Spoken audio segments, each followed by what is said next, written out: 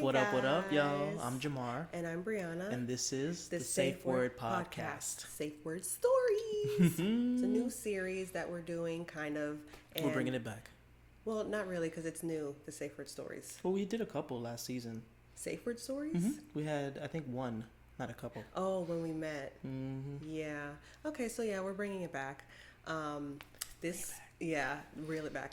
So this is a Safeword story about our pregnancy journey. Yes. It is going to be really interesting. Yeah, well, we hope that you will find it interesting. We're whispering because we have our little peanut upstairs sleeping, and anybody trying to wake her up right now. Yeah, anybody who's a parent knows this is precious, sacred time. Yes, it is. The differences of today's episode is we're actually going to spotlight our beautiful Queen Brianna over here and pretty much let her take the reins. I'm going to do a lot of, and she's going to do a lot of, and we're going to see how this goes. Yeah. I'm going to try anyway. Bless okay, your heart. that's it.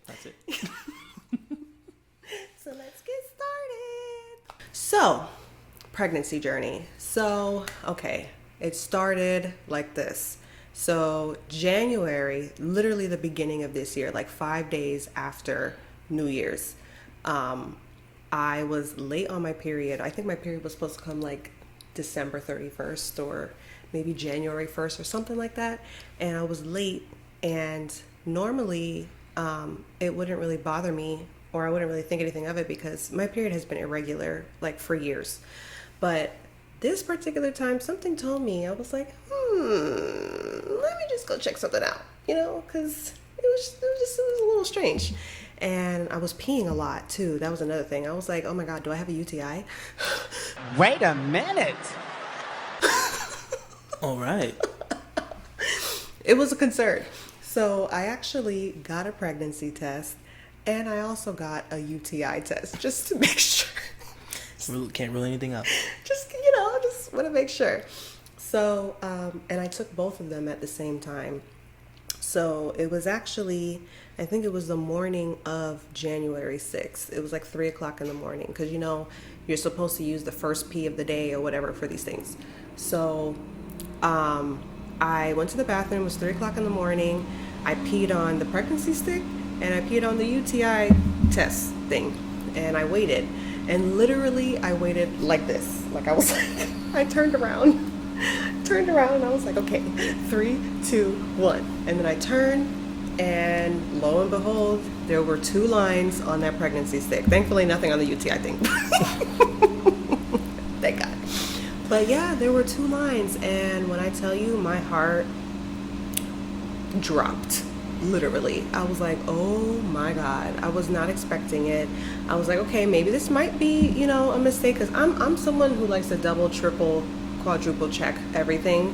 Ask Jamar. And he gets annoyed sometimes. But I was like, okay, let me go to an urgent care or something who can confirm it and actually tell me, yeah, you're pregnant. So that's exactly what I did. So long story short, Black people. Every time Black people say long story short, you got another 30-45 minutes. Long story short, I went to urgent care. They confirmed that I was pregnant. I think she said 5 weeks at the time.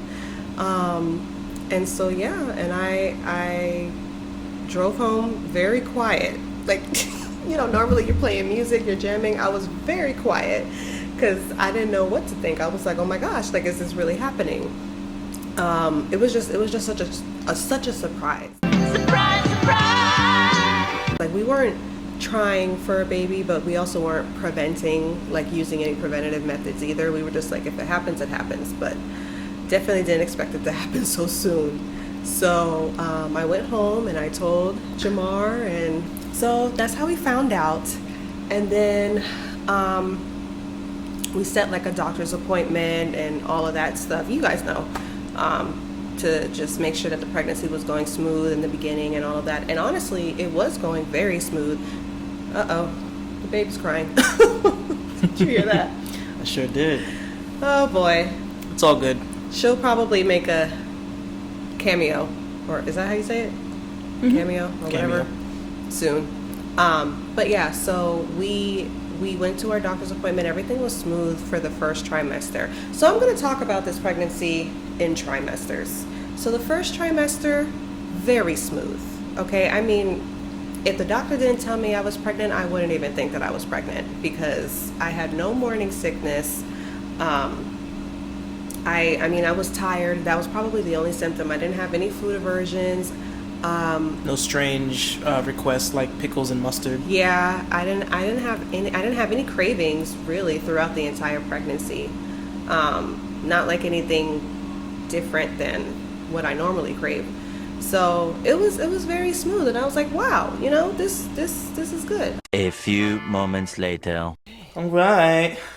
Surprise! We have a new addition to today's episode, Yes, she as previously hinted. was hungry, as she always is. Just like a mother. I knew you were gonna say that.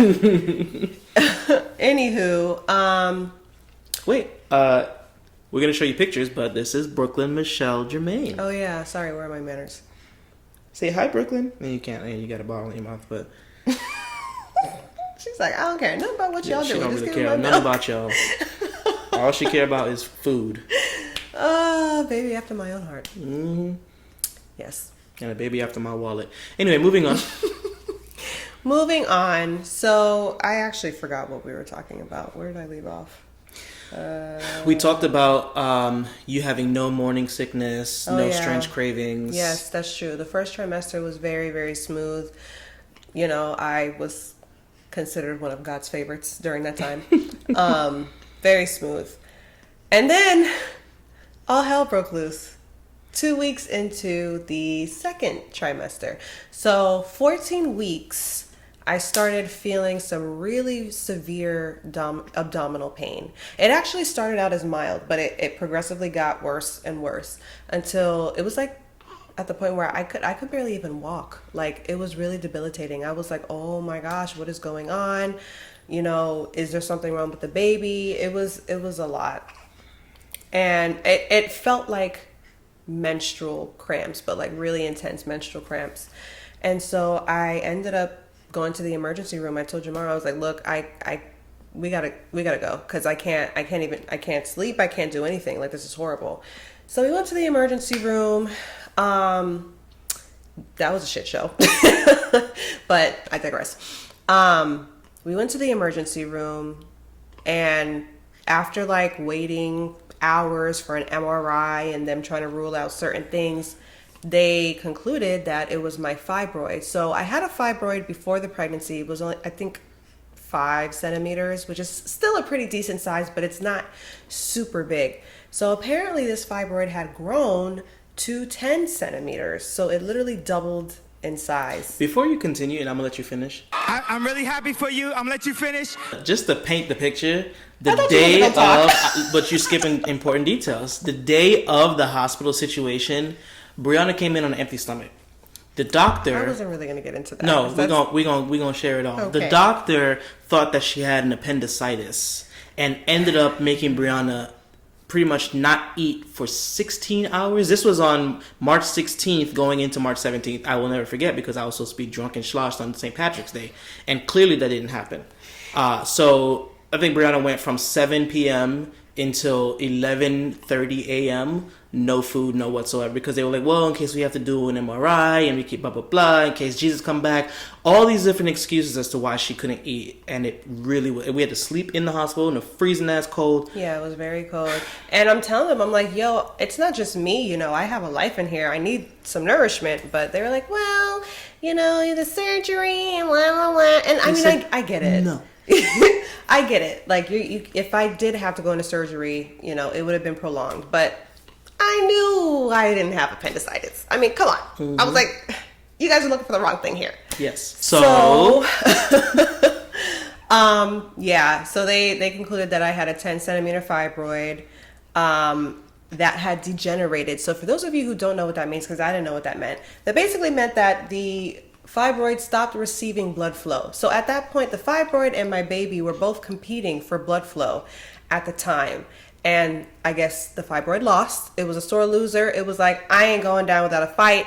So literally, it was like sending these pain signals to my body and wreaking havoc. And I had that pain for about a week, and they really couldn't do anything about it. They were like, yeah, you're pregnant, so take Tylenol.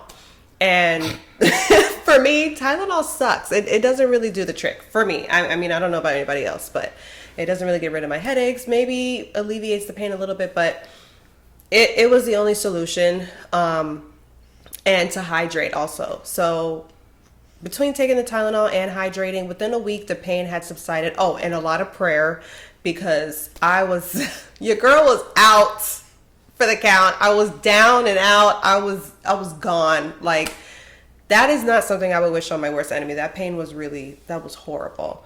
So I'm really glad that it subsided, and it subsided kind of just in time for our gender reveal. 3, 2, 1.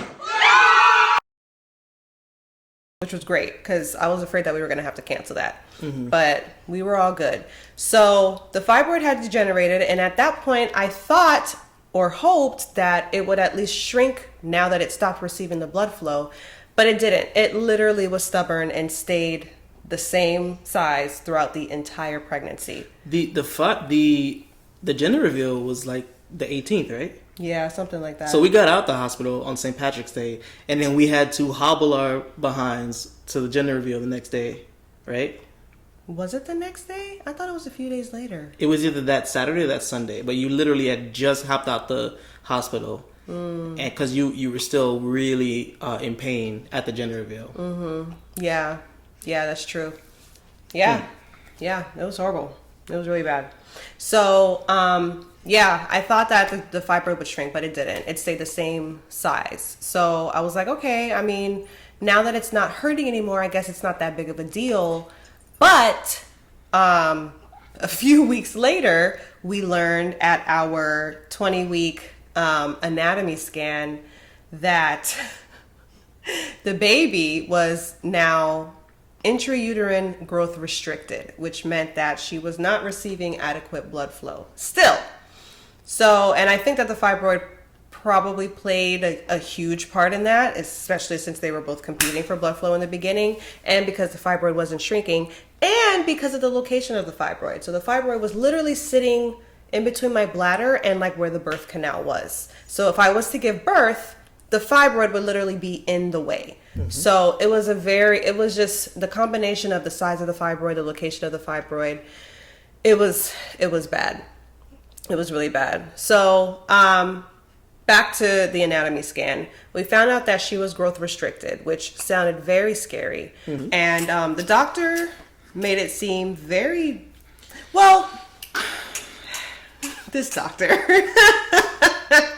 It's a whole conversation. I have a lot to say about her, and most of them are not nice things. But she made it seem very serious that this baby was, just very, very growth restricted, and that it posed a problem. The baby, according to her, the baby had no life future. The baby was gonna die. We were gonna be in shambles. We had to run to the hospital. The world was over. That's how she made us feel. Yeah, she Yes. Oh. I know, it's very upsetting news what she said about it's you. upsetting me and my homegirl. It's upsetting me and my homegirl. But Get the bottle. Okay. But yeah, so she made it seem very, Look at you. very serious. She said that the baby was in the less than the 10th percentile of growth. So more than 90% of babies were bigger than Brooklyn, basically, is what she was saying. So she wanted to see us every 2 weeks to monitor the baby and monitor the growth and everything. And we were going every 2 weeks. And I think after The fourth visit? yeah, like maybe about 2 months or a month and a half later, all hell broke loose again. And this is week 27. Yes, this was week 27 of pregnancy, and she basically was like, yeah, I'm seeing signs of reverse blood flow, and you need to go to the hospital right now. Do not pass go, do not collect $200. And so we're on red alert because we're like, oh my God, like what the hell? I thought things were, staying steady. Just to set the scope, the week before, she said that Brooklyn was in a positive trend. Like she was trending positive. Her weight was going a little bit. She was seeing a stronger like BP and the umbilical cord when they did the Dopplers and all that stuff, because we were getting, and I'm sure Brianna will talk to you about the whole ultrasound Doppler situation later, but we were getting regular Dopplers, ultrasounds, BPPs. All my medical people, y'all know what it is. I'm not going to explain it. And then she literally was like, out of nowhere, no. Red alert. Red alert, code red. Don't even stop home. Go straight to the Don't hospital. even go home. Yeah. Okay, it's happening. Everybody stay calm. What's the procedure, everyone? What's the procedure? Stay calm. Yeah, she was like, I wouldn't even go home. So, of course, I'm crying. My eyes crying. out. It was like the snot crying. It was because I was scared. I was like, oh my gosh, like what's going on with my baby? Is she gonna be okay? Is she not gonna be okay? Is she gonna die? So it was a lot. And there were it caused me to do certain things that I really did not want to do, and I voiced that I did not want to do during the pregnancy. For instance, I did not want to get a lot of ultrasounds. I had done research prior, and I've seen some like certain studies about too many ultrasounds and how it can affect the baby. So I did not want to get that many. I ended up having to get them at this point. When she sent us to the hospital, I had to get them every day. So that was something that really made me depressed. Twice daily, right? No. It was once a day, every day. It was twice. It moved to twice weekly after that. Oh yeah, okay. But I had to get all these ultrasounds.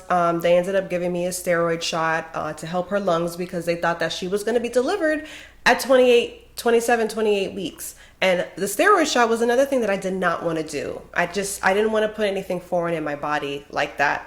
I understand it was to help her, but there were just a lot of things that I really ended up basically being forced to do that I didn't want to do. So we're in the hospital. I'm scared out of my mind because the doctors are saying, well, she could be delivered in 48 hours. She could be delivered by next week, blah, blah, blah. Mind you, she's 27 weeks in my belly. A 27-week-old baby, I couldn't even fathom it at that point. I was like, oh my gosh, I don't even know if she was a pound yet. Was she even a pound? I think she had just hit 1 pound at that point. I can't remember. I think she had just hit 1 pound at that point because she was still very small. So I was like, is she even gonna survive? Like it was a horrible, depressing time in the pregnancy. This was probably the most scared that I felt. So they kept us in the hospital for a week. They did ultrasounds every day. What else did they do? They did the BPPs every day. They had her on 24/7 monitoring. They had me on 24/7 monitoring. with the fetal monitor. With the fetal monitor, which meant that I had to be chained to a bed She couldn't all day. sleep. The thing was tight up on the belly. Yes. Brooklyn kept on fighting it. Didn't want to be monitored. Yeah. Kept on kicking it off. So they had to literally come in like every 5 to 10 minutes to adjust her monitor, which was tight as hell to begin with. Yeah. She couldn't sleep. Could not sleep. Miserable. It was really bad. It was really, really bad. And I prayed so hard. I was like, Lord, please give me. I was at the point where I was like, I'm about to just leave the hospital against medical advice, AMA, and because I can't do this anymore. Can you imagine being basically on a bed all day, only being able to get up to pee and shower, and then that's it? Mm-hmm. You have she to would stay in the literally, same position. Brianna would literally like finesse the longest shower, the longest pee break, the longest teeth brushing, just so she could get a break from the monitoring. I mean, I don't think we could stress enough how like dire that situation was, and I will never be able to understand it, because even though I'm sitting there next to her and I'm sleeping in that uncomfortable ass bed next to her, with no cushioning, but just to be monitored and having to have somebody come in literally every 5. I don't think you got an hour straight that entire 7 to 8 days. No, I don't think so.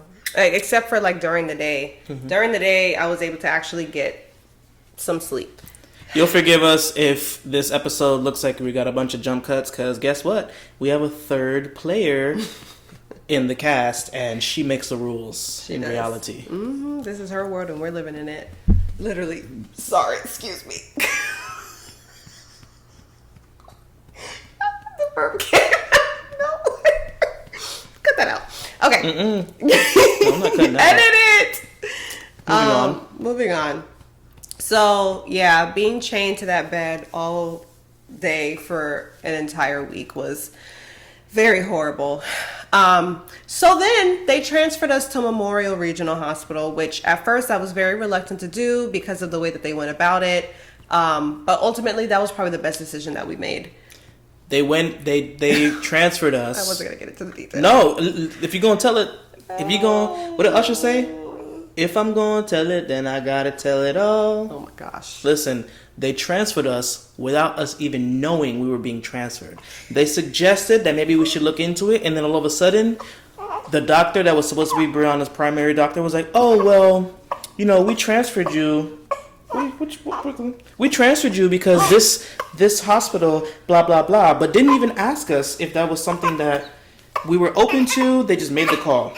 Okay. I know this story upsets you, honey. I know, but let mommy and daddy finish telling it so that you can see this in the future. It upsets me too. Yeah, the way that they went about it was horrible. But ultimately, it was the best decision that we could have made because the difference in the care as providers, not the hospital, because West Boca, their nurses were great, but the level of care that we received from the providers at Memorial Regional, top tier. And I have to shout out Memorial because they made the rest of the pregnancy journey much more bearable and much more reassuring. Yes. I think because of the fact that they dealt with things like this on a regular basis to the point where what we were facing in the grand scheme of things was low priority, not low priority, but low scale, low on the totem pole. Exactly, low on the totem pole from what they really were dealing with yeah. on the higher end. Yeah. So it was a high risk unit.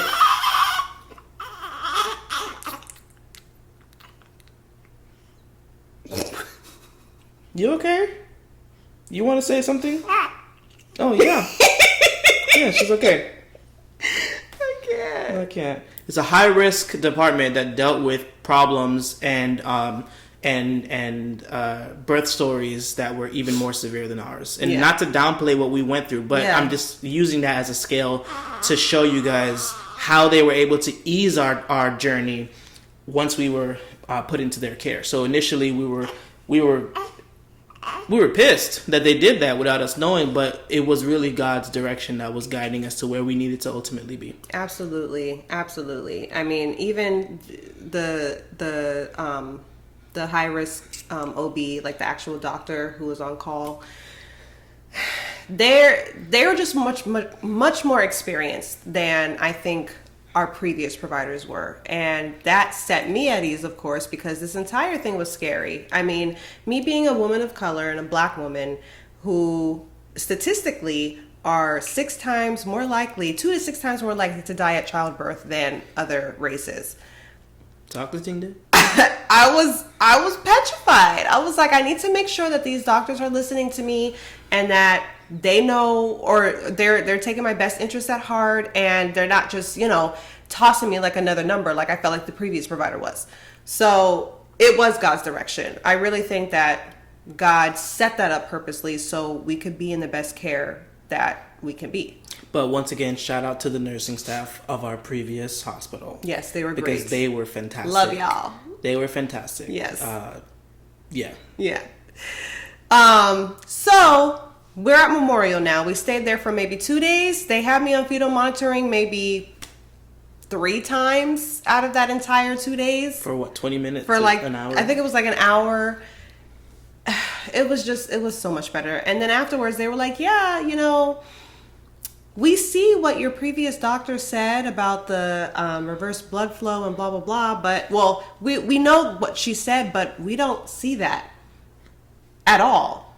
And they were like, normally if that happens, it could get better if you take the steroids, but then it goes back to, being bad again. But she was like, you look fine. The baby looks fine. Everything looks fine. And I was like, oh, praise the Lord, because...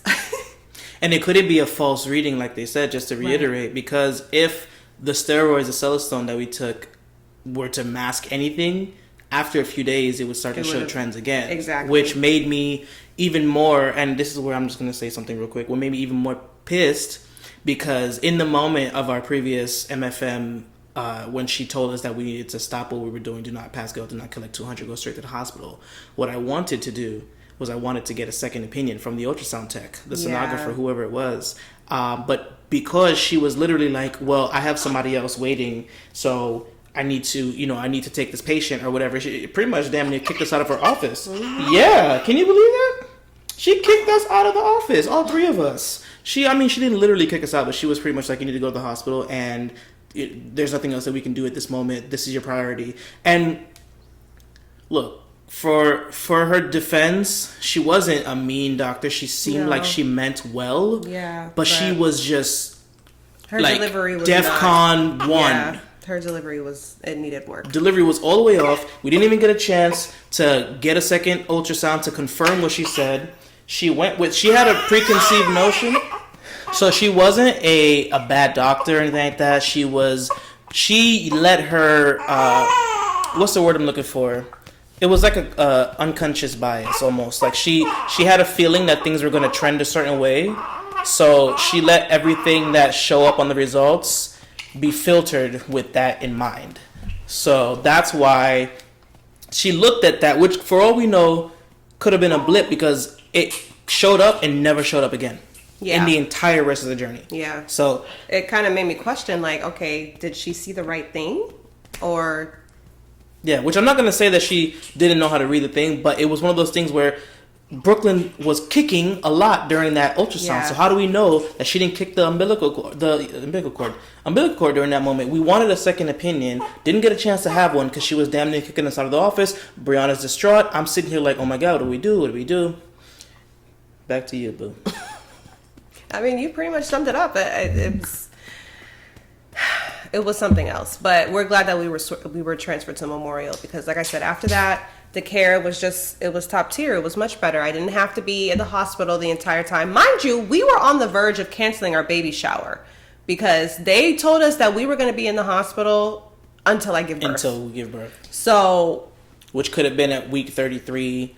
Week 32. We were at the time praying to get to 30 weeks. Yes, we were. We were praying to get to 30 weeks, because after that, I was like, okay, at least the baby has a better chance of surviving. Lord. The information that the MFM, the maternal fetal medicine doctor, who's the one who specializes in the anatomy scan and the actual growth of the baby, the information that she gave really dictated how the next 10 weeks went. Yeah. Which unfortunately included a lot of hardship and trouble and stress on everybody's behalf. Yeah. And hospital stay and bills. And bills. Yep. Yeah. Thank God we have insurance, because. But yeah. So at this point, when we transferred to Memorial, they discharged me, and they said just come back twice a week so we can monitor the baby and make sure everything's okay. And that was we were able to have our baby shower. We were able to do the things that we wanted to do. We had to cancel our baby moon, unfortunately, but we were able to do everything else that we set out to do. So I was so grateful for that. Didn't really like the fact that I had to be monitored twice a week and get those ultrasounds twice a week, but it is what it is. As long as, everything was fine with the baby, I was like, okay, fine. So, that brings us to the third trimester. So that was the second trimester. I think, when did the third trimester start again? Week 30? 31? I don't remember. But the third trimester was a little bit more smooth than those previous 3 months. So I was going in, I was getting monitored. Everything was looking good. I didn't have any more hospital stays. I made friends with the nurses, the doctors, all of them. And also, I feel like mentioning that at Memorial, the doctors there were a lot of doctors of color, which made me a lot I'm sorry, it made me feel a lot more comfortable. It made me feel a lot more comfortable. Not only that, but just the fact that they were listening and they answered every single question that we have. I mean, he probably asked about 20 questions in one sitting. Listen, if you guys know me, one thing about me, I'm going to ask a question. Exactly. And the doctor sat there with us for like 20, 30 minutes in the room and answered every single question. And she just made us feel so comfortable. It was a lot better. So one thing that I wanted to highlight that I thought was like serendipitous almost, when we were in our previous visit at Memorial Regional, the let's just say the ER isn't the reason why you would go there. It has some opportunities for improvement. However, inside that space where we were there, we were visited by an OBGYN, and that OBGYN was a woman of color. African, I think. African, yes, and African American, I guess, because she had an American accent. But either way, I digress. She answered a bunch of questions that I had, and I took it to the side and said, "Look, girl, sister, I have concerns about where I'm at in the hospital, because Brianna was dead set on where she wanted to deliver birth and everything, and I wanted to respect those wishes because." Daddy doesn't really have a say in that aspect, nor do I want to try to control where she wants to be comfortable at. I knew that where I wanted to be, but it wasn't about me in that moment. But that being said, since we were in this opportunity, I took the opportunity to ask her some questions. She made me feel at ease the entire time. And that's when I really realized that just because one department of a hospital sucks is not that great, doesn't mean the entire hospital is not that great. It is a level 3 NICU. They are, that's the highest you can get in terms of NICUs. And fast forward, she was one of the people who were taking care of us. And honestly, I'm not gonna lie, we were the popping room. Like, everybody was coming in all the time, talking with us and shooting the breeze. And, even at the previous hospital, we were the room that everybody loved to be around because, we popping. But, but yeah, so we were able to form like a patient-doctor bond with the nursing staff and the doctors and even the sonographer. Jack! Yeah, shout out to you, Jack! That was it was a great experience in that aspect. Yeah, it definitely was. So, like I said, the third trimester was a little bit more smooth. She's getting sleepy, so we need to wrap this up. Yeah.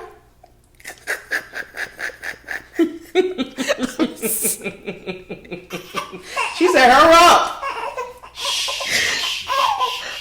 I'm sorry. Okay, I'm hurrying up. I'm wrapping up.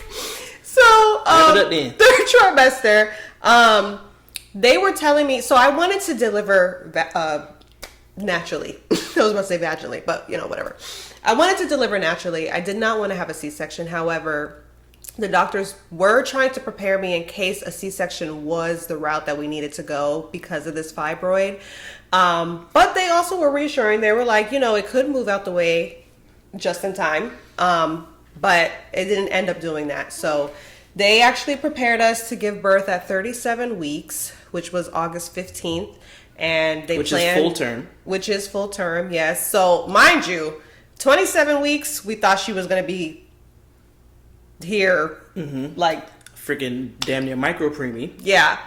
But praise the Lord, he brought us through those 10 weeks, and we got to make it to 37 weeks. And Won't she was he do full it? term, and I was so happy. Oh my gosh. Yeah. Oh my gosh. We were concerned that there was a few things. We were concerned that she was going to have to spend time in the NICU. Because any baby that's sub 35 weeks, even if it's 2 days, less than 35 weeks and less than 2,000 grams, they got to take their butt to the NICU. We were scared to death about that. Yep. The first thing that happened, the first morning that we woke up in Memorial, the NICU team came in and they talked to us about all the possibilities and blah, blah, blah. We were scared about that because we didn't want to have to worry about any long-term issues that might stem from having a preemie, in that condition. So it was again God's blessing that we were able to make it at 37 weeks, which again is full term. Anything from 37 and above is considered full term. Yeah, we had a lot of prayer warriors during this pregnancy, and God really showed up and showed out, and He proved that he was with us the entire time. Because like I said, I was petrified. I was so scared of dying. I was scared of my baby dying. I was scared of complications. And he really brought me and my family through this entire 9 months. Speaking of dying, the reason why they wanted to transfer us to Memorial is because they had a mass blood transfer protocol, and they were saying that it's possible that Brianna could bleed out on the table. And, I was like, oh, and Jesus. you wake her up. Sorry, Brooklyn. And use up more blood bags than they had available to them. That's why they wanted to transfer us to Memorial. Look, you see? She said, "I'm done with this." Yeah, that was very scary to hear. And we were scared that she was going to pass out on the operating table. I'm telling you, it was. Oh God, just thinking about it. Yeah, that's the reason why they transferred us. And like I said, they made it sound very scary. Like their delivery was just not the greatest. It really, really wasn't. But I digress. So they planned a C-section for 37 weeks at Memorial Regional. And I had one of the best doctors around here, according to everybody, really. Everybody was like, oh my gosh, you're so lucky to be having this doctor or whatever. So that made me feel better too. And we went through it. Made feel better too. Look at him. Yeah. Praise him. Yeah. So 37 weeks, August 15th is when our baby girl was born. She was still very small. She was 4 pounds, 9 ounces. Yeah. But thriving. She was absolutely thriving. She passed all of her tests, everything. Rewind for just a second. They were scared that Brianna was going to bleed out on the table at the previous doctor. She did not use any blood bag. They had blood bags on reserve. She didn't use a single blood bag. That's how good the doctor was. And God. Because and God, I honestly think because of the prayers, that's the reason why we didn't use any. Because mind you, this fibroid was in a very tricky situation. Also, when they did the C-section, they also had to do a myomectomy, which means that they had to remove my fibroid. So I had 2 surgeries in one. So that entire surgery was a little arduous. It was rough. It was pretty rough, and it took longer than it normally does because she had to remove the fibroids. But multiple fibroids. But all in all, I was fine. I was okay. I healed just fine. I didn't have any infections. I didn't have any complications. I didn't have any issues. I was able to breastfeed. Everything literally turned out okay. And I have to give God the praise because without him, I don't even know. I'd probably be dead. I would probably be dead on that table. Okay. It was. If it wasn't for the blood. If it wasn't for the blood. But yes. So that is pretty much the end of our pregnancy journey story. Like I said, it was an interesting one. You want the pacifier? No. Oh. I of course could have gave y'all the director's cut, but then I would. He was the reason why this story was so long in the first place. He was interjecting and trying to tell more details. There's even more details that got left on the cutting room floor, but I'm gonna leave it at that. One thing I will say, the doctors definitely knew that I was involved in very present dad, because they looked at me to ask all the questions. Brianna would have a question Tuesday, we'd go in on Wednesday, and she wouldn't remember a single question. I'd be like, what the hell? Did you write it down? Oh no, I forgot. So I had to be the one to start asking all the questions. Oh yeah, that's the question. Yeah, that's... Yeah. So they would look at me and be like, Dad, do you have anything to add? And then 20 minutes later, I had all my questions answered. Yeah. But guess what? I regret nothing at all. And if the worst that happened is you got to deal with my questions, then to God be the glory. She's like, what you talking about? What you talking about? So, that's our pregnancy journey. I'm here to let you know that every pregnancy is different. At one point, I was sitting there and comparing. I was like, there's a lot of other pregnant people around us, and I feel like I'm the only one that's going through all these issues. Why am I going through all these issues? It's unfair. I even went through a little bit of depression because I'm like, why? Why me? Why is this happening to me? Why is this going on? But honestly, the reason why I wanted to come on here and share this story was to kind of bring light that not everything looks as it seems. Because on social media, you know, it looked like I was glowing. It looked like I was enjoying my pregnancy and everything was grand and beautiful. And don't get me wrong, it was. But we had a lot of complications, a lot of fears, a lot of just a lot. It was just a lot. It was just a lot. So I'm here to encourage any pregnant mamas out there. Keep holding on. Pray. God's got you. You were born to do this, and I'm rooting for you.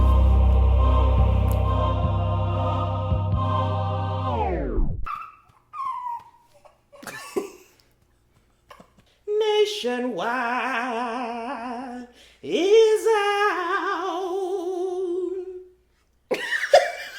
Hallelujah. Now she's like, stop. No, she said praise him. That's what she said. Praise him.